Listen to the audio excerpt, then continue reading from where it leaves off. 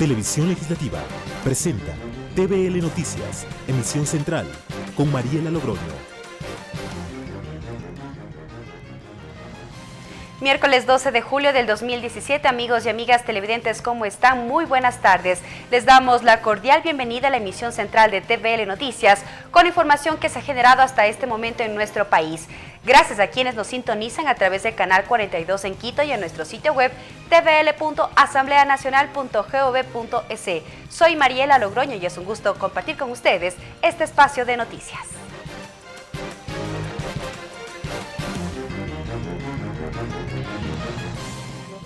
Cerca de 2 horas duró la reunión de trabajo que mantuvo este martes el presidente de la República, Lenín Moreno, con el bloque de legisladores de Alianza País. Previo a la discusión de la agenda legislativa, el primer mandatario aclaró su posición frente a un supuesto fraccionamiento al interior del movimiento de gobierno. El encuentro entre la bancada oficialista y el presidente de la República, Lenín Moreno, estuvo marcado por el pronunciamiento del primer mandatario respecto a una serie de comentarios que circuló en redes sociales que denotaban ciertas discrepancias con el expresidente Rafael Correa. Bajo ninguna circunstancia, y por favor eso sí, métanse en la cabeza, bajo ninguna circunstancia, las diferencias que pueden haber entre dos compañeros, independientemente de que sean los líderes de un movimiento, no puede afectar al movimiento. Aclaró que el movimiento Alianza País continúa firme e hizo la invitación a la unidad. Pero el movimiento debe permanecer unido, porque eso es lo que perdura. Este es el movimiento que perdura. Es el tipo de comportamiento que queremos que perdure. Un mismo criterio compartió el presidente de la Asamblea Nacional, José Serrano. Podamos establecer la mayor cantidad de consensos, pero cuando hayan disensos también procesarlos casa adentro. En esta reunión también se analizó los temas pendientes en la agenda legislativa. El titular de la legislatura dijo que más de 50 normas constan en el cronograma, pero la prioridad será las del área económica. Tanto de control político como de generación normativa. El Código de la Salud, el Código de Comercio, la normativa para los incentivos tributarios, la ley para el primer emprendimiento. Para el aspecto productivo también habrá novedades. Las leyes que van a permitir avanzar con el plan Toda una Vida, aquellas leyes que también vienen en nuestra campaña electoral, aquellas leyes para la dinamización del empleo, la producción. Para finales de julio está previsto que el Ejecutivo remita a la Asamblea Nacional la proforma presupuestaria para el 2017. Mariela Logroño, TVL Noticias. El Gobierno Nacional prepara un plan de devaluación fiscal con el fin de abaratar costos de producción para las empresas generadoras de empleo y divisas. Así lo anunció el ministro de Finanzas, Carlos de la Torre, durante un conversatorio desarrollado en la Pontificia Universidad Católica del Ecuador. Según el secretario de Estado, el plan incluye medidas como la reducción del aporte patronal de las empresas al Instituto Ecuatoriano de Seguridad Social, IES, parte también que la asumiría el fisco. Otra propuesta para abaratar costos de producción iría en el sentido tributario. Además, Carlos de la Torre sostuvo que las vacantes que existen en el sector público no serán ocupadas. Insistió en que el plan de devaluación fiscal es analizado por el Consejo Consultivo, Productivo y Tributario. El ministro reconoció que existe un problema fiscal que se ve reflejado en un déficit del 7,5% del Producto Interno Bruto, pero señaló que todavía existen los espacios necesarios para manejarse. Pero aquí sí tiene que entenderse que tiene que haber también una corresponsabilidad, es decir, lo que significa un esfuerzo desde la caja fiscal por un lado para favorecer actividades productivas, tiene que compensarse por algún otro lado con ingresos que equilibren ese esfuerzo. La Comisión de Soberanía Alimentaria recibió a la liquidadora del extinto Banco Nacional de Fomento, Lorena Serna, quien explicó los avances de la aplicación de la Ley de Reestructuración de las Deudas de la Banca Pública cerrada vigente desde abril pasado. La funcionaria informó que hasta la fecha un promedio de 2.000 deudores han sido beneficiados de un total de 31.000. En el mes de abril de 2017 entró en vigencia la Ley para la Reestructuración de las Deudas de la Banca Pública, Banca Cerrada y Gestión del Sistema Financiero Nacional y Régimen de Valores. La normativa prevé otorgar facilidades para más de 31.000 personas, conocidos como deudores de buena fe, para que puedan honrar sus obligaciones. En tal sentido, la liquidadora de Ban Ecuador, Lorena Serna, otorgó datos como avanzado el cumplimiento de esta normativa. De todo lo que dispone la ley de reestructuración de deuda de la banca pública, actualmente se han beneficiado únicamente 1.927, que viene a ser el 6.5% de nuestra cartera. Las dificultades son muchas, dijo la liquidadora, más aún cuando hasta el mes de octubre se cumpliría el plazo que establece la ley. De ahí en adelante, se reactivarían los procesos coactivos iniciados y juicios por insolvencia. Comenzaría la gestión de cobranza ya a través de la parte judicial. No obstante, para quienes aún no acceden a estos beneficios, existen trabas para cumplir con las obligaciones pendientes, dijeron los representantes de diferentes frentes de deudores del país. De solicitar una reforma a la ley, que se elimine este 5% de encaje, que se elimine esa tasa de interés, obviamente. Que el Ban Ecuador tiene una deuda que no le pertenece porque nosotros firmamos documentos con Banco Nacional de Fomento. La ley es integral, dijo en cambio la asambleísta Marcia Regui. Lo que hace falta es la adecuada socialización, explicó. Entonces eso está obstaculizando quizás el desarrollo económico, no solamente de los agricultores, sino de todo el país. La normativa amplía los plazos para que estas personas puedan cumplir con sus obligaciones pendientes, que no pudieron cumplir con los convenios de recálculo. Mariela Logroño, TVL Noticias. Organizaciones sociales en defensa de los derechos de niños, niñas y adolescentes piden el archivo del proyecto de reformas al Código de la Niñez y Adolescencia. Las observaciones fueron planteadas la mañana de este miércoles en la Comisión de Justicia. Ricardo Bravo con el informe. Por motivos inconstitucionales es que el colectivo de Mujeres por la Democracia solicita el archivo del proyecto de reformas al Código Orgánico de la Niñez y Adolescencia. Así lo expresó esta mañana Solanda Agoyes, representante de este colectivo, quien acudió hasta la Comisión de Justicia y Estructura del Estado de la Asamblea Nacional. Es un proyecto inconsulto, es un proyecto que va a afectar a 6 millones de niños, niñas y adolescentes que existen en el Ecuador. Esto es, los niños y adolescentes que van entre 0 años y 18 en la proyección de población del INEC al año 2017. Es inconstitucional, es inconsulto, es regresivo en derechos. ¿Por qué es inconstitucional? Porque atenta a un principio fundamental que es el del interés superior del niño. No están tomando en cuenta los 613,000 casos de obligados que existen en el Ecuador y que sobrepasan el 95% de aquellos. Y además el número de 756,000 niños, niñas que son beneficiarios de esas pensiones. La asambleísta del Movimiento Alianza País, Lira Villalba, detalló el cronograma de trabajo que llevará adelante la Comisión de Justicia y Estructura del Estado los siguientes días. Indicó que sesionarán en distintas ciudades del Ecuador. Hemos hablado con la presidenta de la comisión, quien nos indica de que posterior a la vacancia legislativa todavía continuarán una serie de foros académicos en diferentes ciudades. Ya se han realizado tanto en Quito, se ha realizado en Guayaquil, pero se tiene previsto realizarlo en Manabí, en Ambato, también con la Universidad Técnica de Ambato, por pedido de ambos asambleístas que somos de la provincia de Tungurahua y parte de esta comisión. Y además estamos realizando por nuestros propios esfuerzos pues diferentes procesos de diálogo y socialización en el territorio que nos permita tener una mirada mucho más amplia. Hasta el momento no hay una fecha definida para ya aprobar el informe para primer debate del proyecto de reformas al Código Orgánico de la Niñez y Adolescencia que se analiza acá al interior de la Comisión de Justicia y Estructura del Estado. Nosotros les tendremos más detalles en nuestras siguientes emisiones. Buenas tardes. Gracias, Ricardo, por la información. En tanto, la ministra de Salud, Verónica Espinosa, expuso ante la Comisión del Derecho a la Salud el monto que ha destinado dicha cartera de Estado por concepto de medicamentos para pacientes con enfermedades raras, huérfanas o catastróficas. La titular del Ministerio de Salud reiteró que en los últimos años la inversión ha crecido notablemente. En medicamentos específicamente, la tendencia promedio para la inversión en medicamento ha sido de alrededor de $200 millones anuales, mucho más que nunca antes en la historia. Es decir, hemos apostado a garantizar que existan medicamentos, entre ellos para enfermedades raras y catastróficas en nuestro sistema. Entre el 2007 y el 2017, para darles cifras concretas que ustedes pueden revisar, hemos invertido $1.838 millones solamente en el manejo de enfermedades raras y catastróficas como Ministerio de Salud Pública, solo el Ministerio de Salud Pública. Esto significa 5.8 millones de atenciones a pacientes con cáncer, enfermedad renal crónica, diálisis, hemodiálisis, trasplantes.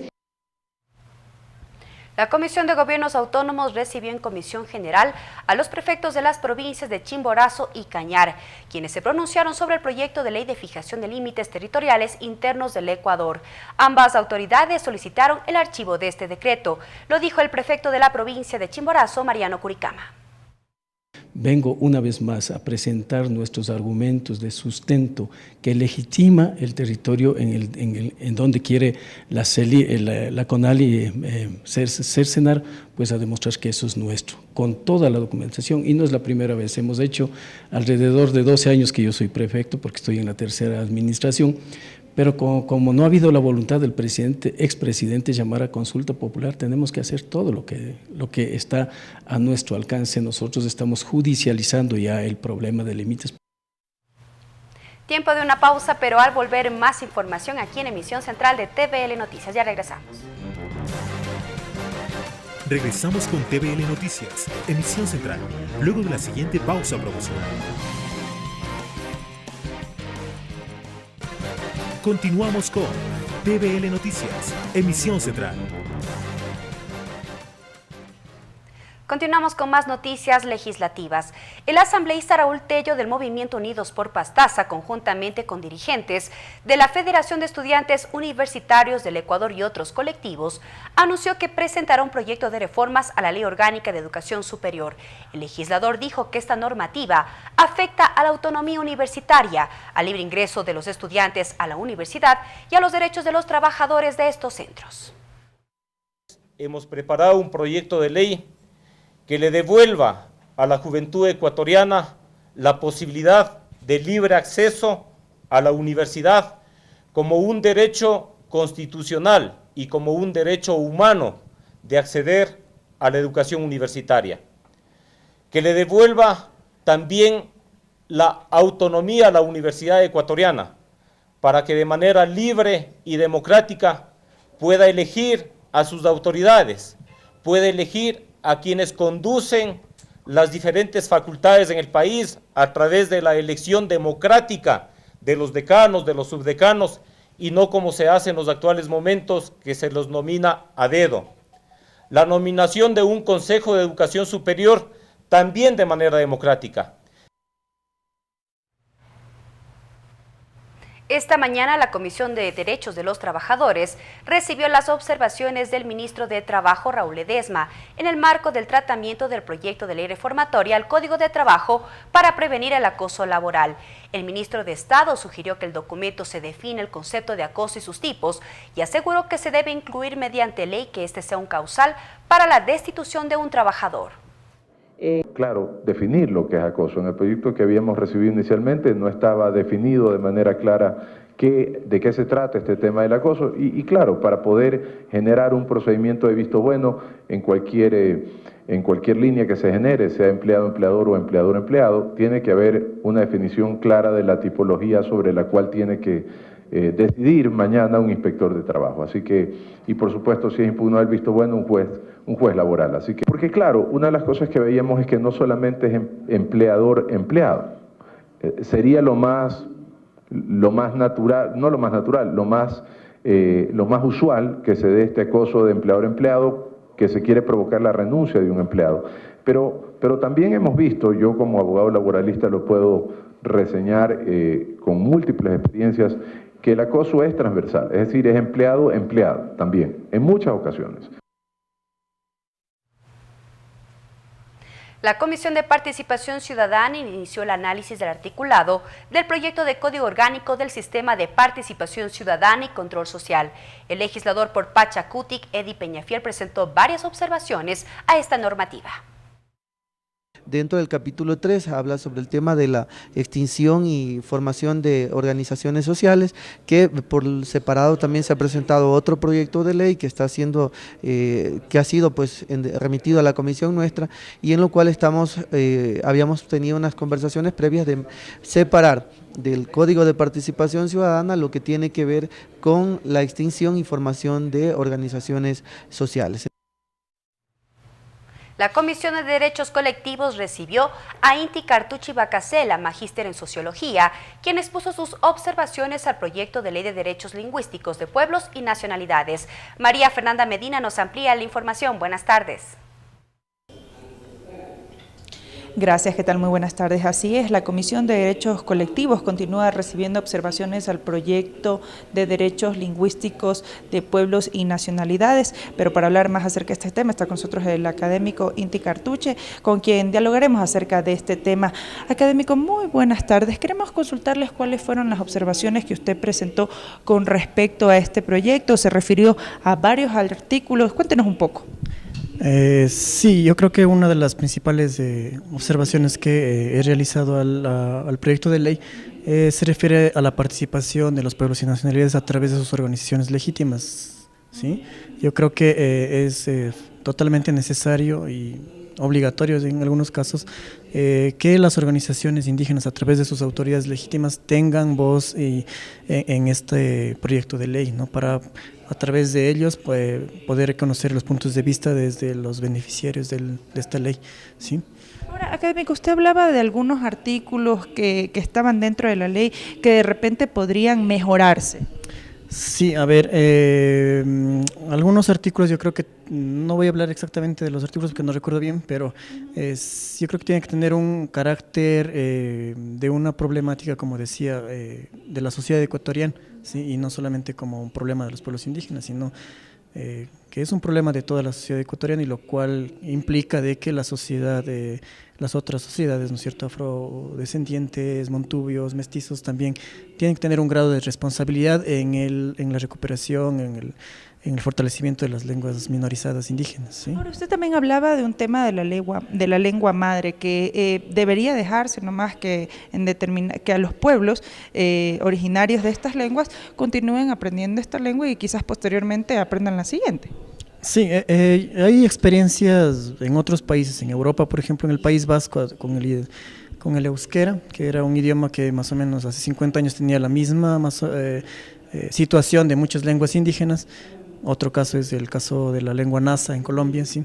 Donde han habido experiencias de este tipo, en donde la lengua materna, ¿sí?, se enseña hegemónicamente en los primeros años de vida a los niños, ¿sí? Y eso ha permitido que cuando estos chicos, estos niños puedan crecer, puedan tener como un bilingüismo equilibrado. Bilingüismo equilibrado quiere decir que puedan manejar las dos lenguas equilibradamente, ¿sí? O sea, pueden saber tranquilamente castellano en este caso y quichua o shuar, y no hay ningún problema, ¿sí? Pero eso garantiza de que el quichua o el shuar o las lenguas minorizadas, cualquiera que sean, tengan como un futuro, digamos, para que no se pierdan, ¿sí? Solo para finalizar, académico, usted comentaba que dentro de este proyecto también deberían intervenir los diferentes pueblos indígenas que son de aquí de nuestro país. Sí, como decía al principio, me parece que es súper necesario de que las organizaciones indígenas a través de sus autoridades legítimas tengan conocimiento de la ley, puedan aportar, decir que está bien, no está bien, afinar temas. Es súper necesario, creo que es un derecho que se debe realizar. Muchísimas gracias. Son las opiniones y las observaciones de Inti Cartucci, él es académico y quien vino a aportar con varias propuestas al proyecto de derechos lingüísticos de los pueblos y nacionalidades. Hasta aquí el informe. Buenas tardes. Gracias, María Fernanda, desde la Comisión de Derechos Colectivos. Es momento de una nueva pausa, pero al volver les contaremos acerca de un convenio firmado por la Asamblea Nacional y el Sistema de Naciones Unidas. Ya regresamos. Regresamos con TVL Noticias, emisión central, luego de la siguiente pausa promocional. Continuamos con TVL Noticias, emisión central. Gracias por continuar en nuestra sintonía y en más noticias. Esta mañana la Asamblea Nacional y el Sistema de Naciones Unidas firmaron un memorando de entendimiento entre ambas partes con el objetivo de establecer un marco que permita articular una cooperación para el cumplimiento de la Agenda de Desarrollo Sostenible 2030. Lorena Espinosa siguió la cobertura y nos amplía los detalles. Gracias, buenas tardes. Así es, esta mañana se firmó un memorando de entendimiento entre la Asamblea Nacional y el Sistema de Naciones Unidas del Ecuador. Este documento tiene como objetivo establecer un marco que permita articular la cooperación existente y futura entre la Asamblea Nacional y el Sistema de Naciones Unidas para el cumplimiento de varios objetivos de desarrollo sostenible que consta en la Agenda 2030. Arnul Peral, coordinador de la ONU en Ecuador, manifestó que este convenio ya se ha venido trabajando con las diferentes comisiones legislativas de la Asamblea Nacional, brindando asesoría en diferentes temas legislativos. Además, hizo extensivo su compromiso para trabajar en temas de corrupción. Esta agenda también en el objetivo 16 plantea también el tema de lucha contra la corrupción, que es un tema que ha sido planteado como prioridad del Ejecutivo del presidente Lenín Moreno. Ha hecho un llamado a Naciones Unidas de acompañar este trabajo, este esfuerzo, esencialmente en temas de, otra vez, asesoría técnica, pero cuenten con nosotros. Yo sé que el compromiso también firme de toda la Asamblea en este tema. De su parte, el presidente de la Asamblea Nacional, José Serrano, destacó la producción de leyes que dijo han permitido llegar al cumplimiento de los objetivos de la Agenda 2030. Algunas de estas normativas son el Código Orgánico de Economía Social de los Conocimientos, la Ley Orgánica de Recursos Hídricos, la Ley Orgánica de Tierras Rurales y Territorios Ancestrales, el Código Orgánico del Ambiente, entre otros. La Agenda de Desarrollo Sostenible consiste en un plan de acción que se debe lograr hasta el 2030 con, entre otras cosas, poner fin a la desigualdad, a la pobreza y velar por la paz del mundo. Hasta aquí el informe. Buenas tardes. A continuación les presentamos la agenda de actividades previstas para esta tarde en la Asamblea Nacional.